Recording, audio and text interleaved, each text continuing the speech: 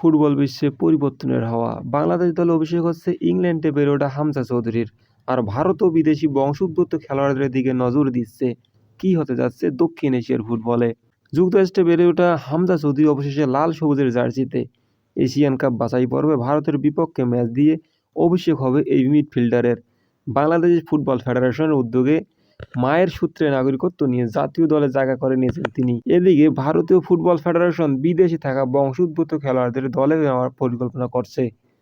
বিশেষ করে স্ট্রাইকারের ঘাটতি মেটাতে তারা তৈরি করছে নতুন নীতিমালা। ভারতীয় স্ট্রাইকার সংকট এতটা প্রকট যে 40 বছর বয়সী সুনীল ছেত্রীকে আবার জাতীয় দলে ফিরতে হয়েছে। এআইএফ এর সভাপতি জানিয়েছেন, এখন ভালো ভারতীয় স্ট্রাইকার তৈরি করা কঠিন হয়ে পড়ছে, কারণ ক্লাবগুলো বিদেশি স্ট্রাইকারদের বেশি গুরুত্ব দিচ্ছে। বাংলাদেশ ভারতের এই উদ্যোগ কি দক্ষিণ এশিয়ার ফুটবল মানচিত্র বদলে দিতে পারবে? সময় দেবে উত্তর। আপনার কি মতামত? অবশ্যই কমেন্ট বক্সে জানাবেন এবং চ্যানেলটি সাবস্ক্রাইব করতে ভুলবেন না।